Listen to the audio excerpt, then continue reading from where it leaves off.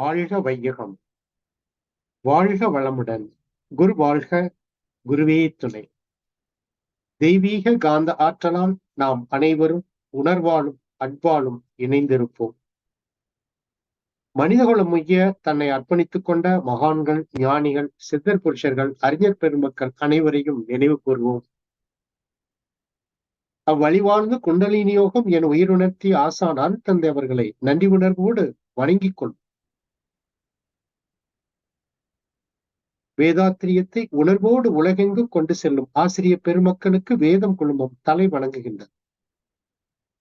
நிகழ்வுக்கு வந்துள்ள அன்பர்கள் அனைவரையும் வேதம் குழுமம் அன்புடன் வரவேற்கின்றது. வாழ்க வையகம், வாழ்க வையகம், வாழ்க வளமுடன். நண்பர்களே, இடைவெளி மாசத்தில் எப்படியாவது 2 வாரம் தவிர்க்க வேண்டிய நிலை வருகிறது. ஏதாவது வெளியூர் சுற்றுப்பயணம், பயிற்சி முறைகள் என்ற அளவில் சென்ற வாரம் கொடைக்கானல் ப்ரோக்ராம் ஆயிடுச்சு. அதனால அங்கு செல்ல வேண்டியதாயிடுச்சு. நண்பர்களே, நம்ம ஒரு தொடர்ந்து சச்சங்கம் தவம் என்ற அளவுல நாம ஏற்றிக்கொண்டிருக்கின்றோம்.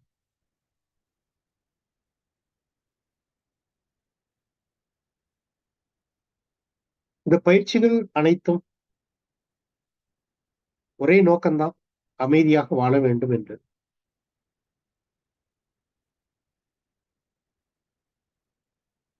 அமைதியாக வாழ வேண்டும் என்று சொன்னா உடலையும் தூய்மைப்படுத்தணும், மனசையும் தூய்மைப்படுத்தணும். மனதில் ஒரு அபரீதமான ஆற்றல் எழ வேண்டும். அந்த ஆற்றல் செயலாக்கத்திற்கு வர வேண்டும். இது நிகழ்ந்தால் நமக்கு வாழ்வு சிறக்கும்.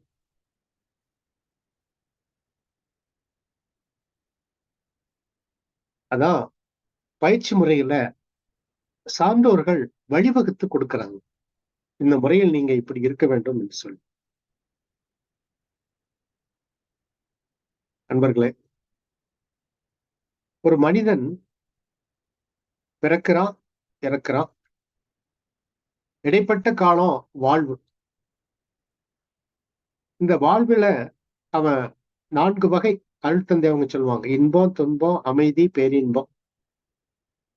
இத அனுபவித்துத்தான் ஆகணும். இன்பம் இருக்கும், துன்பம் இருக்கும், அமைதி இருக்கும், பேரின்பம் இருக்கும். ஏன் இன்ப துன்பத்தோட மனிதன் நிறைவு செய்து கொள்ளக்கூடாது? அதுக்கு அடுத்து அமைதின்னு ஒரு பேரின்பத்தை நாடணும்னு சொல்றாங்க. இந்த இன்பம் துன்பங்கிறது வாழ்வு. அமைதி பேரின்பம் என்பது ஆன்மீக வாழ்வு. இன்பம் துன்பம் என்பது சாதாரண வாழ்வு. அப்போ ஆன்மீக வாழ்வுலதான் அந்த அமைதி பேரின்பம் என்பது வருகிறது. அமைதி பேரின்பத்திற்கு செல்லலன்னு சொன்னா அந்த வாழ்வினுடைய நோக்கம் அங்கு நிறைவேறுவதில்லை. அப்போ எல்லாருமே இறைவனை உணர்ந்துதான் மேல போறாங்களா சார் அப்படின்னு கேட்டா தேவையில்லை. இறை உணர்வு பெறணும்னு அவசியம் இல்லை. வாழ்க்கையை நீங்கள் அமைதியாக ஆனந்தமாக வைத்திருக்கிறீர்களான்னு மட்டும் நீங்க கவனிச்சுப்பார். அதை நீங்க உங்களால செய்ய முடிஞ்சதுன்னு சொன்னா பெரிய தவமோ எதுவும் தேவையில்லை. அதனாலதான் யோக முறைகள்ல பல யோகங்கள் சொன்னாலும் சிலர் பக்தி மார்க்கத்திலேயே சிறப்படைந்து போயிடுறாங்க. ஞான மார்க்கத்துல ஒரு தெளிவு கிடைக்குது.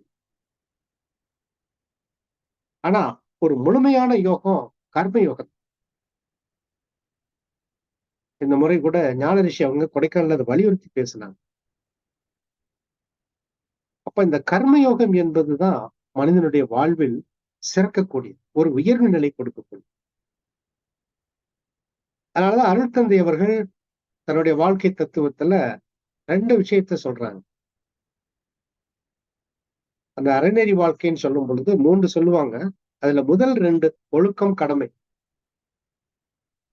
ஒழுக்கம் சார்ந்த வாழ்க்கை, கடமை செய்து கடமையை சரிவர செய்வது ஒரு வாழ்வு, கர்மயோக வாழ்வு. இந்த கடமைங்கிற பொழுது பொதுவாக எல்லாரும் குடும்ப கடமையோட நின்று போயிடுறாங்க. அடுத்த ஸ்டெப்புக்கு போக முடியாது. அதுல யார் வெற்றி பெறுகிறார்கள்னு பார்க்கணும். நண்பர்களே, ஒரு நம்மளுடைய வாழ்க்கை என்பது ஒரு விசித்திரமான வாழ்க்கை. சில நேரம் மகிழ்ச்சியாக இருக்கும். சில நேரம் ஏன்டா பிறந்தோம்ன்னு இருக்கும். சிக்கல் வரும் பொழுது எதிர்கொள்ள முடியலன்னு சொன்னா, அல்லது புரியாத பொழுது, "ஏன் பிறந்தாய் மகனே, ஏன் பிறந்தாய்" பாடல் தான் வரும். கொஞ்சம் ஆனந்தமா இருந்துச்சுன்னு சொன்னா, சந்தோஷமா இருக்கும். ஆ, மனித பிறவியின் நோக்கம் நிறைவேறி விட்டது போல தோன்றும். இது எது எண்ணுகிறது என்று சொன்னா, இந்த மனம் தான் இந்த வேலையை செய்கிறது. நீங்க ஆராய்ச்சி பண்ணி பாருங்க. எனக்கு சென்ற வாரத்துல ஒரு இது தோணுச்சு. அதாவது கர்மய பதிவுகள கொண்டுட்டு வர்றோம். கர்மய பதிவுல என்னெல்லாம் இருக்குன்னு கேட்டா, அது தகுந்தவங்க தெளிவா சொல்றாங்க. விலங்கின பதிவு வரை எல்லாமே அதுக்குள்ள இருக்கு அப்படின்னு.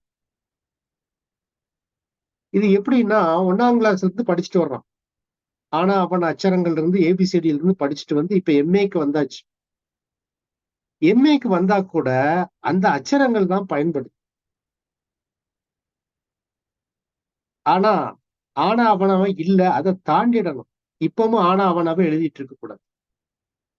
ஆனா, ஆனா ஆவன்னா இல்லாம இந்த எம்.ஏ. லிட்டரேச்சர் புரியாது. So, as human life also. அப்போ நமக்குள்ள இருக்கிறத ஸ்டடி பண்ணணுங்க. ஆனா ஆவன்னாவும் படிக்கணும். எம்.ஏ. லிட்டரேச்சரும் படிக்கணும். அது எம்.எஸ்சியோ என்னமோ. மனிதனுக்கு மட்டும் தான் இந்த துன்பங்கள். விலங்கினங்களை எடுத்துக்கொள்ளுங்க. உங்க வீட்டு நாய் எடுத்துக்கோங்க. அதுக்கு என்ன குறை இருக்குது? வெளியில ஆள் வந்தா குலைக்கணும். என்ஜாய் பண்ணணும். உங்கள பார்த்தா வாலாட்டணும். 3 நேரம் சாப்பாடு கிடைக்கலன்னா குறைக்கலாம். குறைச்சு உங்ககிட்ட பிஸ்கட்ட வாங்கி சாப்பிட்டு. அதனுடைய லைஃப் வெரி ஜாலி லைஃப். ஏதாவது பிரச்சனை இருக்குதா? குட்டி போட்டுடுச்சு. குட்டிய பக்கத்து வீட்ல குடுத்துட்டீங்க. கொஞ்ச நேரம் சோகமா இருக்கும். அவ்வளவுதான். இட்ஸ் ஓவர் அவ்வளவுதான். வேறு நாய் வந்துடுச்சு கோவம் வரும், குலைக்கும். அது போன உடனே நின்னுடும். ஆனா மனித வாழ்வுல எவ்வளவு சிக்கல்னு பாருங்க. உங்க வீட்டுக்குள்ள ஒரு நாய் வந்துச்சுன்னு சொன்னா, அந்த நாய் குலைச்சு வெளிய அனுப்பி விட்டுரும். உங்க வீட்டுக்குள்ள ஒருத்தன் வந்துட்டான்னு சொன்னா, போலீஸுக்கு ஃபோன் பண்ணி, மற்றவங்களுக்கு ஃபோன் பண்ணி, அலோது பண்ணி, திருடன் வந்துட்டான்னு சொல்லி, எவ்வளவு சிக்கல்னு பாருங்க மனிதர் வாழ்க்கை என்பது.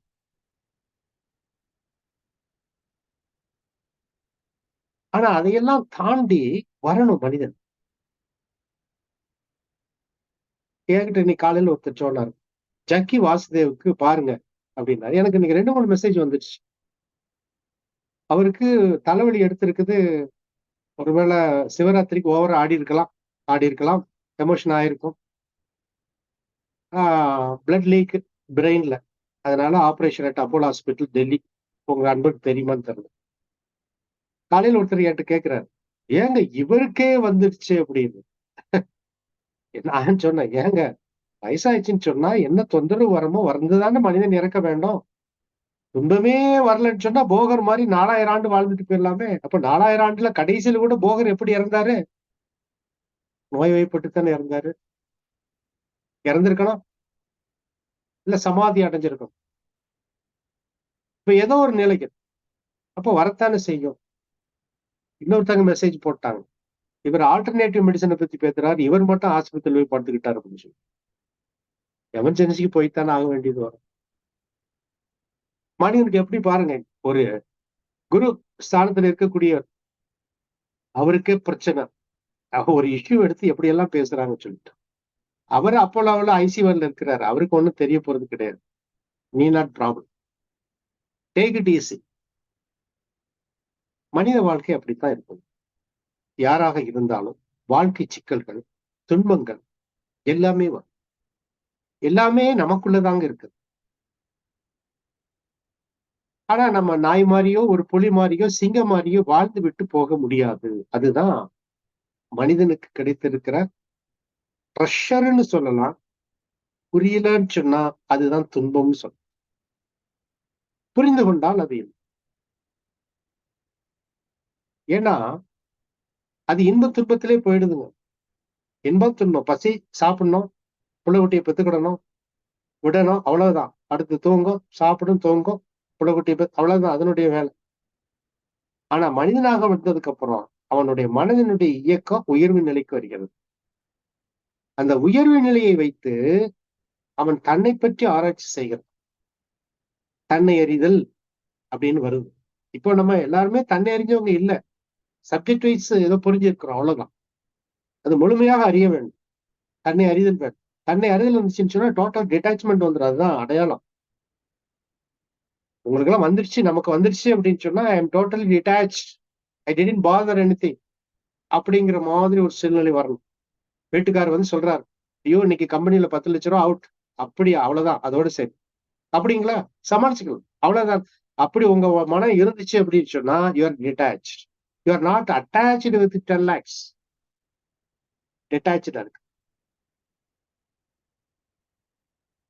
தாத்தா இறந்து போனாரு, எஸ் வயசாயிடுச்சு, அக்செப்ட், அவ்வளவு. சின்ன வயசுல ஒரு பையன் இறந்து போயிட்டான், ஐயோ பாவம், ஏதோ காரணம், அவ்வளவு, லீவ் இட். காட் எடுத்துக்கிட்டார், கடவுள் எடுத்துக்கிட்டார், லீவ் இட், அவ்வளவு. ஒரு டிட்டாச்சு மைண்ட். சோகம் வரும், பட் உடனே இமீடியட்டா ஒரு டிட்டாச்மெண்ட் வரணும்.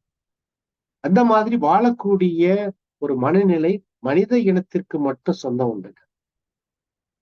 அந்த மனச ஏன் துன்பம் வருது, ஏன் ஏற்றுக்கொள்ள முடியவில்லை, ஏன் அச்சம் வருகிறது, ஏன் கவலை வருகிறது அப்படின்னு ஆராய்ச்சி பார்த்தோம்னா இட்ஸ் எ வீக் மைண்ட்னு சொல்லுவாங்க. அப்போ அந்த வீக் மைண்டை மாற்றி அமைத்துக் கொள்ள வேண்டும். அதுக்கு முதல் காரணம் என்னை பொறுத்தவரை ஒரு தன்னம்பிக்கை வரணும். ஒரு தன்னம்பிக்கை என்பது வரணும். காலையில நான் யோசிப்பேன், நான் காலையில ஐயா வாழ்த்துங்கள் அப்படிம்பாங்க, நான் வாழ்த்துவேன். ஆனா உங்களுக்கு ஒரு நம்பிக்கை இருக்கணும். செல்வினி ஐயாகிட்டையும் ராதாகிருஷ்ண ஐயாகிட்டையும் சொல்லி வாழ்த்துவதை விட தகப்பனாகிய, தாயாகிய, சகோதரனாகிய என்னுடைய வாழ்த்து என்னுடைய குழந்தைக்கு, என்னுடைய சகோதரனுக்கு கிடைக்கிறது அப்படிங்கிற ஒரு தன்னம்பிக்கை இருக்கு. ஐயா வாழ்த்துனா நல்லா இருக்கும் அப்படியெல்லாம் ஒண்ணு இல்லை.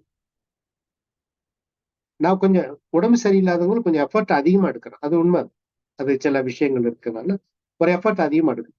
பாக்கியெல்லாம் என்ன, நீங்க என்ன பேர் சொல்றீங்க எனக்கு முகங்கள் கூட தெரியாது, வாழ்த்துவோம். நாங்க அப்படித்தான் வாழ்த்துவோம். அதான் வார்த்தைகளை சொல்லிடுவோம். ஆனா உங்களுக்கு அதுல ஒரு நம்பிக்கை ஏற்படுது பார்த்தீங்களா, அதுலதான் வெற்றி. ஆனா நான் என்ன சொல்றேன்னா, அந்த நம்பிக்கையை உங்களுடைய தன்னம்பிக்கையாக மாற்றிக்கொள்ள வேண்டும். அதை விட என்னுடைய வாழ்த்து என்னுடைய குழந்தைக்கு எளிதாக கிடைக்கிறது. இது பல அற்புதங்களை உங்களுக்குள்ள நிகழ்த்துது. இந்த தன்னம்பிக்கை வந்துருச்சுன்னு சொன்னா உங்களுக்குள்ள பல அற்புதங்களை நிகழ்த்தும். இன்னைக்கு ஒரு சிக்கல் வருது, 10 லட்சம் ரூபாய் லாஸ், கம்பெனி லாஸ். இன்னைக்கு வீட்டுக்காரர் வந்து சொல்றாரு, லீவ் இட். 10 லட்சம் ரூபாய் லாஸ்ன்னு சொன்னா எத்தனையோ வருஷமா நம்ம சம்பாதிச்சிருக்கிறோம் லாபத்துல. 30 லட்சம் ரூபாய் சம்பாதிச்சிருக்கோம், 10 லட்சம் ரூபாய் போயிடுச்சு. இனியும் நம்ம எத்தனையோ லட்சங்களை நம்ம ஈட்டுக்கொள்ள முடியும் அப்படிங்கிற ஒரு நம்பிக்கை வரணும். தவறுதெல்லாம் ஒரு கேஸ் வந்துருச்சு போலீஸ் ஸ்டேஷன்ல, we can solve it, no problem, we can solve it. என்ன பண்ணிடுவாங்க போலீஸ், ரொம்ப குற்றம் பண்ணியிருந்தா தானே தண்டனை கொடுக்காங்க. we can solve that, பெரிய குற்றம் பண்ணலையே, we can solve it அப்படிங்கிற ஒரு மனப்பாங்கு என்பது இயல்பாக வர வேண்டும். அதைத்தான் தன்னம்பிக்கை என்று சொல்லும். அந்த தன்னம்பிக்கை வந்துச்சுன்னு சொன்னா தான் உங்களுடைய எண்ணங்கள் வந்து வலிமையான எண்ணங்கள் ஆகும். அப்போ நீங்க எண்ணுகின்ற எண்ணங்கள், அதனால அருட்தந்தை அவங்க வந்து எண்ணம் ஆராய்தல்னு ஒரு சப்ஜெக்டே கொடுத்திருக்கிறாங்க. இந்த எண்ணம் ஆராய்தல் மிகவும் அவசியங்க. தேவை, பழக்கம், சூழ்நிலை, பெருமன தூண்டுதல், கருவமைப்பு, தெய்வீகம் அப்படிங்கிறது. அது ஞான ரிஷி வந்து ரொம்ப தெளிவா சொல்லுவார். பிறருடைய எண்ணங்கள், அதாவது ஒரு எண்ணம் வந்து போகுதுன்னு சொன்னா அது நமதாக்க கூடாது. அதை முதல்ல நீங்க கண்டுபிடிச்சுக்கணும். ஒரு எண்ணம் வருதுன்னு சொன்னா அந்த எண்ணத்தை உட்கொண்டு நீங்க ஆராய்ச்சி பண்ணாதீங்க, லீவ் இட். அது வந்துட்டு போகட்டும். ஏன்னா யாரோ கொடுக்கிற எண்ணம் உங்கள்கிட்ட வந்து போதும். அந்த எண்ணத்தையே நீங்க வாங்குறீங்க, லீவ் இட், அவ்வளவுதான். அது சென்று கொண்டே இருக்கிறது, அவ்வளவு. அதற்கு எனக்கு தொடர்பில்லை அப்படிங்கிற ஒரு நிலையை நீங்க கொண்டு வரணும்.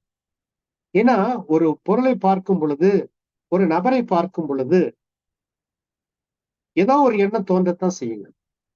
அப்ப அந்த எண்ணத்திலிருந்து நம்மளால் விலகி நிற்க முடிகிறதா அப்படின்னு பார்க்க. விலகி நிற்க முடிந்தால் நீங்க வெற்றி அடைந்தீர்கள் என்ற அர்த்தம். அப்போ இன்னைக்கு ஒரு எண்ணம் வருகிறது. அதைத்தான் அருட்தந்தை அவங்க உங்களுடைய இப்பொழுது ஒரு எண்ணம் வருகிறது என்று சொன்னா அதை பாகுபடுத்தி பாருங்க. தேவை, பழக்கம், சூழ்நிலை, பிரமண தூண்டுதல், கருவிப்பு, தெய்வீகம், எந்த எண்ணம்னு பாருங்க. நீங்க தீய எண்ணமாக இருந்தால் you have to eliminate it. அதை உங்களால் வெளியேற்றக்கூடிய ஒரு மனப்பாங்கு இருக்கணும். அத வெளியேற்றணும்னு சொல்றாங்க. தொடர்பே கொள்ளாதீங்க. நிறைய பேர் சொல்லுவாங்க, எனக்கு நிறைய எண்ணங்கள் வந்துகிட்டே இருக்கு சார் அப்படின்னு. நீங்க ஏன் அதை பிடிச்சு வைக்கிறதுனாலதான் எண்ணங்கள் வருது.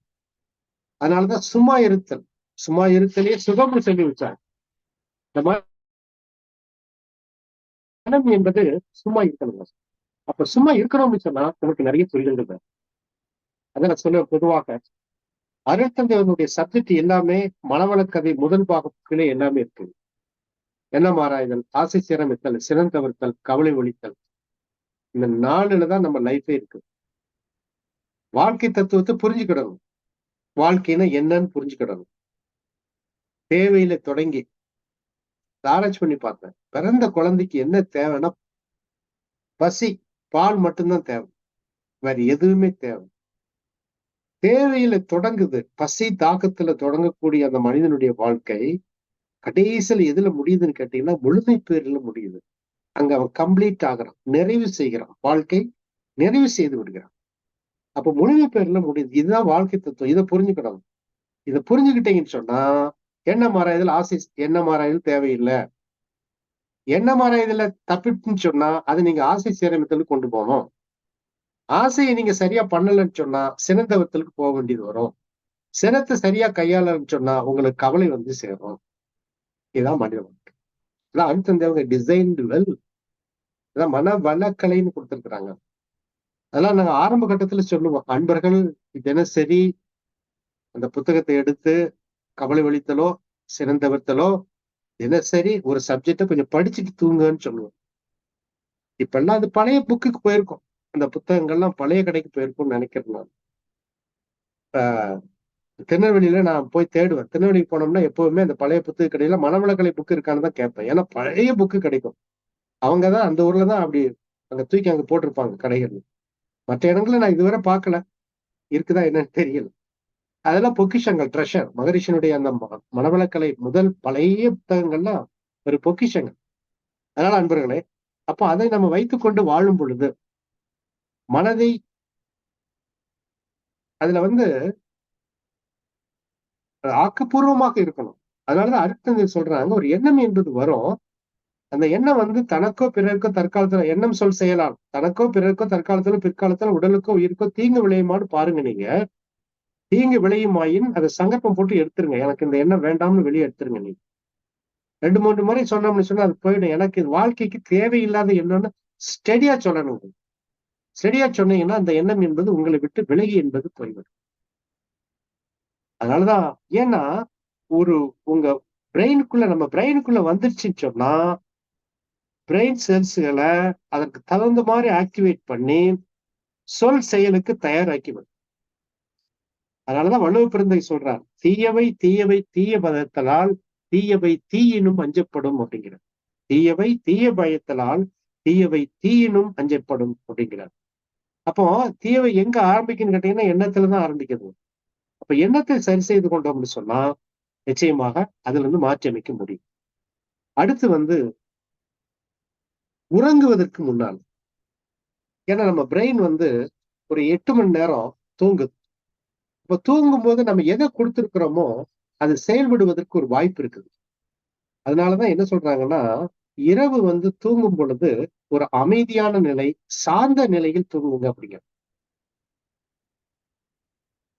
சாந்தமான முறையில் அல்லது ஒரு அமைதியான முறையில், அதாவது சாந்தம்னா அமைதி, சமாதானமான முறையில் தூங்க முடிகிறதான்னு பாருங்க. சமாதானம் இல்லைன்னா தூக்கம் வராது. இப்ப எல்லாம் நிறைய அக்குப்ரெஷர், அதாவது நிறைய பேருக்கு கனவு வருது, டிஸ்டர்ப் ஆகுது. நிறைய முத்திரைகள் கத்து கொடுத்துருக்குறாங்க. கொஞ்சம் வயசாயிடுச்சு, கொஞ்சம் முத்திரைகளை கத்துக்கோங்க. சும்மா உட்கார்ந்துட்டு இருக்கும்போது அந்த கையை இப்படி வச்சு சின்முத்திரை இருக்குது, வாயு முத்திரை இருக்குது, அபான வாயு முத்திரை இருக்குது. இப்படி நிறைய முத்திரைகள் இருக்கு. அதை கொஞ்சம் பழகிட்டேன்னு சொன்னா ஹெல்த்துக்கு நல்லது, மனசுக்கு நல்லது. அந்த மாதிரி சில பயிற்சிகளை அதற்கு மற்ற பயிற்சிகளை கற்றுக்கொண்டோம்னு சொன்னா அது நம்மளுடைய தூக்கத்திற்கு உதவாக அமையும். ஏன்னா அந்த பிரெயின் செல்ஸ் வந்து ஆக்டிவேஷன் தூங்கும் பொழுது அது வந்து அவங்க என்ன சொல்றாங்கன்னா கொஞ்சம் ஆராய்ச்சியில நம்ம பகல்ல என்ன எண்ணணுமோ அதை செயல்படுத்துவதற்கு தயாராகக்கூடிய நிலை எப்பவுமே இருக்குது. அப்ப மற்ற எண்ணங்களை நம்ம விடுவதனால சில எண்ணங்கள் தவறான எண்ணங்கள் உள்ள போயிடுச்சுன்னா அதை செயல்படுத்துவதற்கு தயாராகிடும். அதனாலதான் இரவு தூங்குவதற்கு முன்னால சமாதானமாக தூங்குங்கள் அப்படின்னு சொல்றோம். அதே போல நல்லதையே நினைங்க, தீயவை வரத்தான் செய்யுங்க. பேராசை, சினம், கடும்பற்று, முறையற்ற வாழ்க்கை, உயர்வுதாழ்வு மனப்பான்மை, வஞ்சம், இந்த குணாதிசயங்கள் வரத்தான் செய்யும். ஆனா இந்த குணாதிசயங்கள் வந்து அதை மாற்றி அமைக்கணும்னு சொல்றாங்க. நிறைமனம், மன்னித்தல், கற்பு நெறி வாழ்தல், இப்படி சமநோக்கு, இப்படி எல்லாம் நம்ம வந்து அந்த குணாதிசயங்களை மாற்றி அமைத்து வாழும் பொழுது அவங்க என்ன சொல்றாங்கன்னா அந்த மனித மூளையில் அந்த ஏற்படக்கூடிய அந்த மெசேஜ் செய்தி உங்களுடைய உடலை புதுப்பிக்கும் அப்படிங்கிறாங்க. பராமரிக்கும், பழுது பார்க்கும், பராமரிக்கும், புதுப்பிக்கும் அப்படிங்கிறாங்க. அந்த செல்கள் எல்லாம் டேமேஜ் ஆகாம பார்த்து கொடுக்கும். அதனாலதான் அவங்க என்ன சொல்றாங்கன்னா உங்களுடைய மனம் உங்களுடைய வயதை தீர்மானிக்கும். Is not by 365 days a year. அப்போ உங்களுடைய ஏஜ் என்பது எது அப்படின்னு கேட்டீங்கன்னா அந்த ரொட்டேஷன் பை எர்த்துகளை வச்சு கணக்கு கிடையாது. உங்களுடைய எண்ணங்கள் தான் உங்களுடைய முக பாவனையில மாற்றங்களை கொண்டு வரணும். அதனாலதான் நமக்கு காயல் பயிற்சி இருக்குது, அது ஒரு வகையில் இருக்கட்டும். ஆனா நல்ல எண்ணங்களை வைத்துக் கொண்டிருக்கும் பொழுது அந்த நல்ல எண்ணங்கள் உங்களுடைய முகத்தை பொலிவாக்கும், வயதை காட்டாது. வயதை காட்டாது. எல்லாருக்கும் வயது உண்டு. ஆனா உங்களுக்கு தெரியும் நம்ம வந்து காயல்பம் பயிற்சி முறையா செய்யறவங்களுக்கு வந்து எப்பவுமே 5 to 10 வருடங்கள் குறைவாகத்தான் 60 வயசு ஆயிடுச்சுன்னு சொன்னா 50 வயசு மாதிரிதான் இருப்பாங்க. 70 ஆயிடுச்சுன்னு சொன்னா 60 மாதிரிதான் இருப்பாங்க. 80 ஆச்சுன்னா 70 மாதிரிதான் இருப்பாங்க. அதிகமா பென்ஷன் வாங்குறவங்க மனவளக்கலை அன்பர்களா தான் இருப்பாங்க, பயிற்சி செய்யக்கூடியவங்க. அதனால உங்களுடைய மனம் உங்களுக்கு ஒரு உத்தரவாதம் அளிக்கிறது உங்களுடைய வாழ்க்கைக்கு. அப்ப அந்த மனம் எப்படி இருக்கணும்? எப்பவுமே தூய மனமாக வைத்திருங்க. 50 வயசுக்கு மேல எல்லாம் வாய்ப்புங்க. நான் அதான் சொல்லுவேன் அடிக்கடி 50 வயசுக்கு மேல டேக் ரெஸ்ட். தவம் செய்யுங்க. தவம் செய்யவே வரமாட்டேங்கிறாங்க. காலையில 5 மணிக்கு தவம் நடத்துறோம். 2500 பேர் இருக்கிறாங்க. 2500 பேர்ல எத்தனை பெர்சன்ட் சார் வருதுன்னு கேட்டீங்கன்னா 5% தவத்துக்கு வர்றாங்க. ஐயாவனுடைய தத்துவ சிந்தனைக்கு 6% வர்றாங்க. ராதாகிருஷ்ண தவத்துக்கு 6%. செல்வியினுடைய காலையில தவத்துக்கு 5%. டோட்டல் ஃபெயிலியர் எது? தவத்துல. சார் நான் 7.5 தவத்துக்கு வர்றேன்னா 7.5 தவத்துக்கு ஆஷாமா சொல்றாங்க சார் 15 பேர் தான் சார் வர்றாங்க. ஈவினிங் தவத்திற்கு 70 பேர் தான் வர்றாங்க. ஒரு அம்மா எனக்கு போன் பண்ணாங்க, பேராசிரியர், ரொம்ப நாள் ஆச்சு அவங்கள. அம்மா என்ன எப்படி வர்றீங்களா தவத்துக்கு அப்படின்னு கேட்டேன். ஐயா நானு இப்போ வேற ஒரு WCC தவா எடுக்கிறேன் அப்படின்னு. ஏதோ சென்னையில ஒரு இதுல எடுக்க சொல்லி இருக்கிறாங்க, எடுக்கிறோம். எத்தனை பேர் வர்றாங்கம்மா? காலையில 15 பேர் வந்துடுறாங்க அப்படின்னா. சென்னையில எத்தனை பேர் இருக்கிறாங்க மனவளக்கலை பயின்றவர்கள்? அந்த அம்மா சொல்லுது 15 பேர் வர்றாங்க அப்படின்னு. ஒரு பிடித்தம் இல்ல, தவத்துல நம்பிக்கை, அந்த உடலை செயல்படுத்த விடுவதில்லை. 60 வயசுக்கு மேல தூக்கம் வரல, தூக்கம் 5 மணிக்கு எந்திரிச்சு உட்காரலாமே. 60 வயசுக்கு மேல எத்தனை பேர் இருக்கிறாங்கன்னு பாருங்க. எல்லாம் சும்மாதான் இருப்பாங்க. வேலைக்கு போகக்கூடிய பெண்மணிகள் தான் சொன்னாங்க. அன்னைக்கு கூட என்கிட்ட ஒருத்தர் சொன்னார், ஐயா நீங்க ஒரு தவத்தை ஒரு 4:45 ஆரம்பிச்சு ஒரு 5:30 விட்டீங்கன்னா நல்லா இருக்கும். நான் சொன்னேன் 5 மணிக்கு தவம் ஆரம்பிக்கும் போதே 50 பேர் தான் வர்றாங்க. முடியும் போதுதான் 130 காட்டுது, இல்ல 120 காட்டுது. இப்ப அது கம்மி ஆயிடுச்சு. இப்ப இடையில நான் 1 வீக் பிரேக் எடுத்த உடனே அதுலயும் 10 பேரை காணாம போயிட்டாங்க. எல்லாம் ஒரு உறுதிப்பாடு, தன்னம்பிக்கை என்ற ஒரு நிலை இல்லைங்க. யாருக்குமே இல்லை. அதுதான் நிலை. அப்போ நம்மளுடைய மனம் எதை எண்ணுகிறது, எதை செய்கிறது, அதைத்தான் அர்த்தம் அவர்கள் எண்ணம் சொல் செயல் ஒருங்கிணைந்து இருக்கணும் அப்படிங்கிறாங்க. அதுக்கு ஒரு பயிற்சி இருக்கணும். அதுக்குத்தான் தவம் கொடுக்கிறது, காயகல்பம், தட்சோதம், உடற்பயிற்சி. இதெல்லாம் நம்ம முறையாக செய்து வரும் பொழுதுதான் இந்த உடல் முதுமைக்குள்ள போகாதுங்க. முதுமைக்குள்ள போச்சுன்னா எனர்ஜெட்டிக். இப்ப நான் 2 விஷயம் சொன்னேன். என்ன? ஒரு கர்ம யோகத்தை பத்தி நான் சொன்னேன். கர்மயோகம் செய்தாதான் ஒரு முழுமை அப்படின்னு சொல்லலாம். பக்தி யோகத்தில வெற்றி அடைகிறாங்க. ஞான யோகத்துல தெளிவுபடுறாங்க. ஆனா கர்ம யோகத்துல தான் நிறைவு செய்யறாங்க அப்படின்னு நான் சொல்லுவேன். கர்மயோகத்தை பல வழிகளில் செஞ்சா கூட பொருளாதாரம் ரொம்ப முக்கியமான ஒன்று. ஏன்னா உங்களை நீங்க நிறைவு செய்யணும். உங்களை நிறைவு செய்யணும். உங்களுக்கு என்ன தேவை இருக்குன்னு கேட்டீங்கன்னா, உடலுக்கும் உயிருக்கும் தான். உடலை காப்பாத்தணும், உயிரை காப்பாத்தணும், மனசை காப்பாத்தணும். மனசை காப்பாத்த மனவளக்கலை பயிற்சி, உயிரை காப்பாற்ற காயகல்ப பயிற்சி, உடலை காப்பாற்ற 3 நேரம் சாப்பாடு அளவா சாப்பிடும். எவ்வளவு தேவை? அது கொஞ்சம் பொருளாதார தேவை. இப்படி இதுல நிறைவு பெற்றாதான் நீங்க கர்மயோகத்துக்குள்ள போக முடியும். அப்போ உங்களுடைய நிறைவு எப்படி இருக்கணும்? சிந்தனை, சிக்கனம், சீர்திருத்தம். நான் என்னுடைய உடல் காலையில எந்திரிக்க முடியல சார். ஏன் எந்திரிக்க முடியல? 9 மணிக்கு தூங்குறது இல்ல. ஏன் 9 மணிக்கு தூங்குறது இல்ல? 10 மணிக்கு தான் சாப்பிடுறேன் சார். உடம்பு கெட்டு போயிடும். 10 மணிக்கு வயிறு எம்ப்டி ஆயிடும். இதான் சிந்தனை, சீர்திருத்தம். சார் அப்படின்னா நானு லேட்டா தானே வர்றேன் ஆபீஸ்ல இருந்து. நைட்டு சாப்பாடு கட் பண்ணுங்க. லிக்விட் ஃபுட்டா சாப்பிடுங்க. 1/2 மணி நேரத்துல 1 மணி நேரத்துல ஜீரணிக்கக்கூடியதான்னு பாருங்க. 9 மணிக்கு வர்றீங்க, ஏதாவது சாப்பிடுங்க. 10 மணிக்கு ஜீரணிக்குதான்னு பாருங்க. அளவா சாப்பிடுங்க நைட்டு. நானா ஒரு சப்பாத்தி தான். நைட்டு ஒரே ஒரு சப்பாத்தி. கொஞ்சம் கேரட் தூவல், முள்ளங்கி தூவல், அவ்வளவுதான். பாமாமா அங்க இருக்கிறாங்க, சென்னையில இருக்கிறாங்க. நானே ஒரு உடனே பிடிச்ச 2 சாப்பிட்டேன். அதே அதிகமா தெரியுது. காலைல எந்திரிக்கிறது கஷ்டமா இருக்குன்ட்டு ஒரு சப்பாத்தி, அவ்வளவுதான். காலையில கஞ்சி, கொஞ்சம் ரவை. இது சொல்றேன்னா அதுக்காக எல்லாரும் அதே மாதிரி ஃபாலோ பண்ணிடாதீங்க.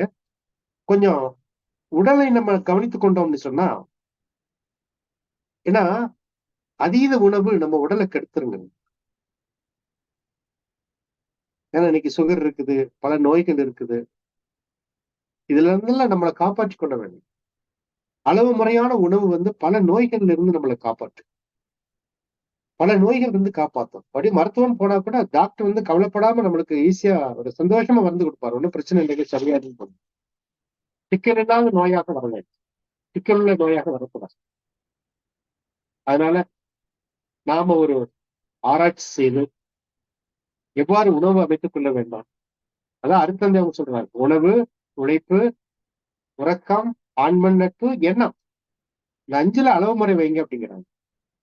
அதை நம்ம ஆராய்ச்சி பண்ணிக்கணுங்க. டெய்லி நான் உணவுல எப்படி இருக்கிறேன், உறக்கத்துல எப்படி இருக்கிறேன், நல்லா டீப்பா தூங்குறேன்னா, தூங்கலைன்னா போங்க. நீங்க போயிட்டு ஒரு ஹோமியோ மருத்துவத்துக்கு கேளுங்க. இல்ல அக்குபஞ்சர் டாக்டர் கிட்ட போங்க. அவங்க தூங்குவதற்கு எளிதான வழிமுறைகளை ஒரு டச் கொடுப்பாங்க. தொடர்ந்து ஒரு 1 மாசம் எடுத்துட்டீங்கன்னு சொன்னா நல்ல தூக்கம் வரும். ஒரு அக்குப்ரெஷர் தான் அதை சரி செய்யறாங்க. மெஜாரிட்டி அவங்க கிட்ட தான் நல்ல ஒரு இது இருக்குது. ஹோமியோ மருத்துவம் கொஞ்சம் ஹெல்ப் பண்ணும். உங்களுக்கு ஹெல்ப் பண்ணி கொடுக்கும். அதுக்கு நல்ல ஒரு முதிர்ந்த அனுபவம் வாய்ந்த டாக்டரா இருக்கணும் ஹோமியோ மருத்துவத்தில். அவங்ககிட்ட எல்லாம் எடுத்துக்கிட்டீங்கன்னு சொன்னா ஒரு சைட் சப்போர்ட் இருக்கும் உங்களுக்கு. அப்புறம் நம்மளுடைய இன்ட்ராஸ்பெக்ஷன், தீய எண்ணங்கள் நமக்குள்ள வருதான்னு பாருங்க. அதை எளிமை பண்ணுங்க. இரவு தூங்குவதற்கு முன்னால நான் கூட சொல்லுவேன். நான் கூட இரவு தூங்குவதற்கு முன்னால ஒரு சூக்கும பயணம் போவேன். சூக்கும பயணம் சொன்னா எந்திரிச்செல்லாம் போக வேண்டாம். ஜஸ்ட் எண்ணத்தால ஒரு ஒரு சமாதிகளுக்கு போங்க. மகரிஷியுடைய ஆலயருக்கு போங்க. சில கோயில்கள் சார்ந்த சமாதி இருக்கும். பழனியில போகர் இருக்கிறார். உங்க மனசால அங்க போய் டிராவல் பண்ணுங்க. அப்படியே நீங்க போங்க. நான் இரவு நேரங்கள்ல அதிகமா ஃப்ரீயா இருந்துச்சுன்னா பண்ணுவேன். அப்படியே பண்ணிட்டு அப்படியே தூங்கிடும். அது நல்ல ஒரு நிகழ்வை கொடுக்கும். உங்களுக்கு தூக்கம் நல்ல தூக்கமா இருக்கும். சில நேரங்கள்ல நல்ல நல்ல கனவுகள் வரும். கனவுகள் வரக்கூடாது. அதுல வந்தாலுமே நல்ல உயர்வான ஒரு மேம்பட்ட ஒரு மகிழ்ச்சி தரக்கூடிய கனவுகளாக இருக்கும். அது காலையில எந்திரிக்கும் போது உடல்ல எனர்ஜெட்டிக்காக அந்த மாதிரி எல்லாம் நிகழுங்க.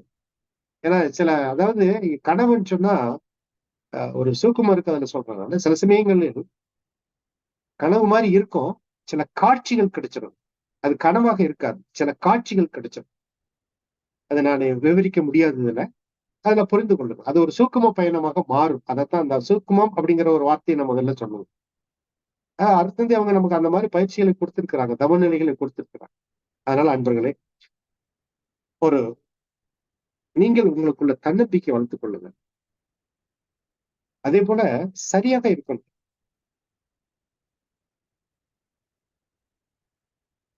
எல்லாவற்றிலும் தவறுகள் வரலாம். ஆனா தவறுகளே வாழ்க்கையாக இருக்கக்கூடாது. பிறருக்கு ஒரு இடத்திலயும் பிறருக்கு எந்த அளவுக்கு உதவி செய்ய முடியும் அப்படிங்கறத நீங்க பார்க்கணும். சுயநலமற்ற ஒரு வாழ்க்கை. அப்படி வாழும் பொழுது இயற்கை நமக்கு உதவி செய்யும். நான் இன்னைக்கு நன்றாக இருக்கிறேன். இறையருள் எனக்கு நல்ல உதவி செய்திருக்கிறது என்ற ஒரு நிறைவு நமக்கு இருக்கு. இன்னைக்கு பெற்றோர்கள் அல்லது உறவினர்கள் அல்லது பொருளாதாரம் அதெல்லாம் நிறைவு கொடுக்காதுங்க. சிக்கலை உருவாக்கும்.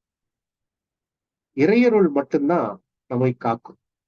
அதனாலதான் அருட்தந்தை அவங்க செய்த பதிவுகளுக்கு கர்மைய தூய்மையும்